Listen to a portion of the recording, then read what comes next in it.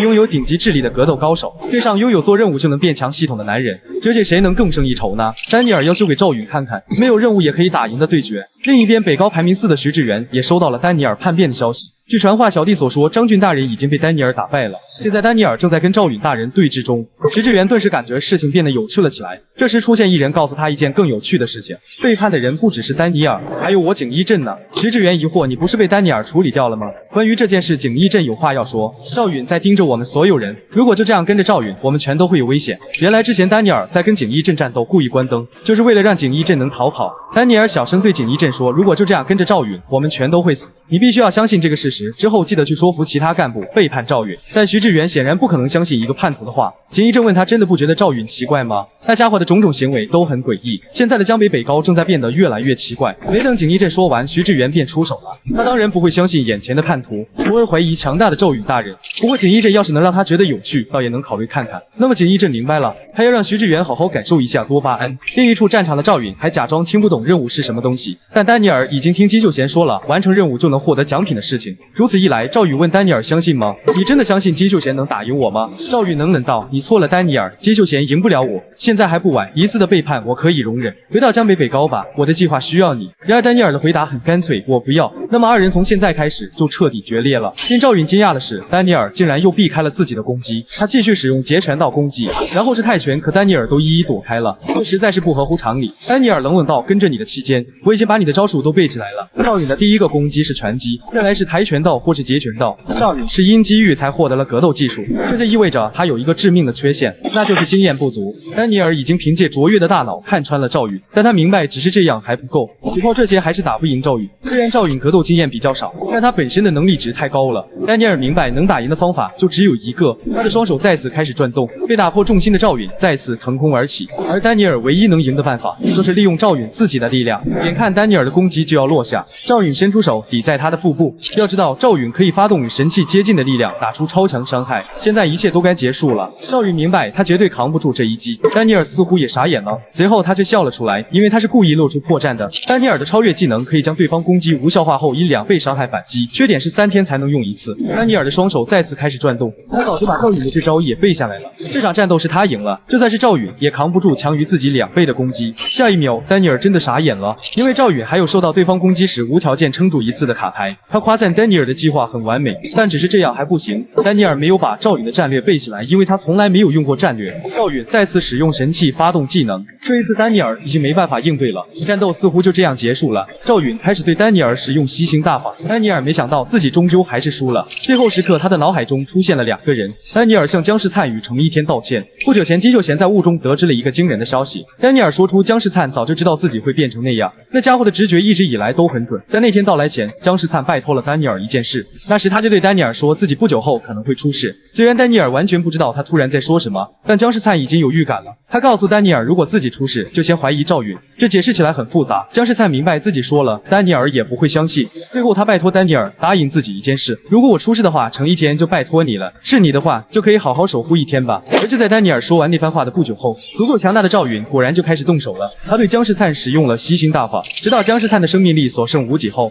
赵允才停止使用吸星大法。那天丹尼尔只能眼睁睁地看着这一切，他亲眼看见赵允夺走了姜世灿的生命。因为害怕的丹尼尔什么都做不到，没有人相信他的话，一切都成为了赵允设的局。丹尼尔不确定那时赵允有没有看到自己，那家伙又到底是什么人？最重要的是，丹尼尔不知道自己现在该做什么了。然后他想起姜世灿嘱托他好好守护程一天，于是丹尼尔假装背叛了姜世灿，转身投靠了北高新首领赵允。为了守护程一天，他别无选择。那之后，丹尼尔成了北高老二。有件事赵允需要他来做，那就是选出江北高里有潜力的家伙。因为我饿了，这是为了江北统一必须做的事情。丹尼尔敏锐察觉到了危险，而程一天又恰好有很大的潜力。他不知道如果被赵允知道了会发生什么事，于是丹尼尔开始远离程一天。他狠狠羞辱程一天是个废物，而赵允大人远大的计划不需要废物，所以程一天被安排到了北高的边缘，监视其他势力。这是丹尼尔想到唯一能守护他的方法，只有这样才能保证程一天的安全。为此，丹尼尔甘愿让他憎恨自己。上次丹尼尔叫程一天回北高，也只是想要把他藏起来。丹尼尔拜托金秀贤一件事，那就是不要让程一天知道真相，因为如果他知道丹尼尔是为了他才背叛，一定会很伤心。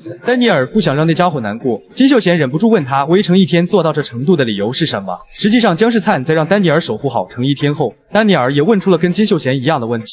姜世灿顿时有些不好意思地说：“你应该已经发现了吧？因为我喜欢程一天呢。”丹尼尔有些欲言又止，但好朋友的请求他当然要答应啊。金秀贤不由得感到难以置信，丹尼尔就只是因为朋友的请求就做出这样的牺牲吗？他也知道这个理由很奇怪，所以还是得说实话了。丹尼尔并不只是因为姜世灿的请求才守护程一天，他奋力挣脱了赵允的控制。丹尼尔守护程一天的理由，是因为喜欢程一天的不只有姜世灿一个人。赵允实在是太可怕了，丹尼尔怕自己也会变成那样，但这件事必须由他来做。丹尼尔怒吼出赵允的名字，任务弹窗也在这时发出了警告。丹尼尔的潜力再次开始动摇，当心中的决心无可撼动时，丹尼尔终于开启了自己的境地之路。因为开启境界之路，丹尼尔恢复了体力，并且获得了一张专属境地卡牌。赛季指定组员受到伤害的时间越长，能力值就上升越多。丹尼尔的双手再次开始转动，赵允瞬间被打破重心，腾空而起。丹尼尔竟然一拳打倒了他。关于守护程一天这件事，这是丹尼尔最重要的任务。赵允一把抓住他的脚腕，然后将丹尼尔砸翻在地。这是第一次有人能把赵允放倒。丹尼尔也没想到他会因为那招倒下，为此赵允会赌上一切跟丹尼尔决斗，而丹尼尔当然也是如此。他明白对手是强到超乎常理的赵允，失败的瞬间就会死，所以丹尼尔要在死之前打倒他。这段时间丹尼尔经过大量的研究关于赵允的攻击模式，虽然那不是赵允的全部，但丹尼尔已经可以推测出他的下一招。他怒吼着告诉赵允，你到此为止了。知道赵允打下攻势的丹尼尔一定会赢下这一场战，为了姜世灿，也为了程一天，赵允似乎真的落入了下风。丹尼尔的攻击紧随其后，这将是场赌上一切的战斗。另一边的聚合俊也已经开始了战斗，可令他难以置信的是，红之光居然比刚刚又强了很多。聚合俊不明白这是怎么回事，他打出的攻击都是无效的。聚合俊想不出红之光是用了什么招数，自己明明就已经变强了，但红之光现在就是在使用自己的超越技能蹂躏他。聚合俊只知道这样不对，自己一定要赢，一定会有办法的，我绝不会再输了。然而聚合俊还是打不过红之光，他告诉聚合俊这样下去只会让自己变得更凄惨，放弃然后接受自己的失败吧。聚合俊已经不行了，他的身体已经动不了了，他难以置信自己又输了吗？李振成对他说过，输了的话下次再赢就好了，心急的话什么都做不了，相信你自己，再为下一次计划，总有一天会见到光的。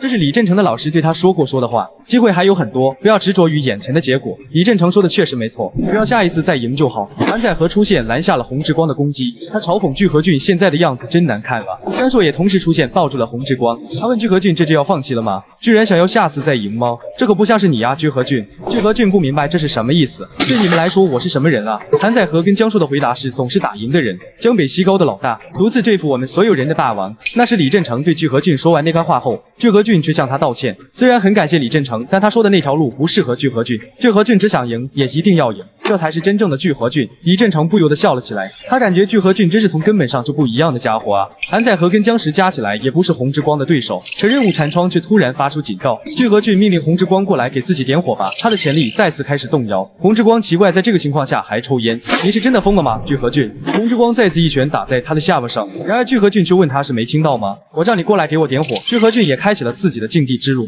红之光怒斥不要再虚张声势了。然而开启境地之路的聚合俊已经恢复了体力，并且获得了一张聚合俊专属境地卡牌。红之光竟然被一拳打翻了，顶一击就是他失去了意识。聚合俊从他身上拿出了打火机，然后给自己点了一根。他的境地卡牌是按照至今打败的对手人数提示能力值，并且不能被叫过来技能使用。而聚合俊从小到现在已经数不清打败过多少人了。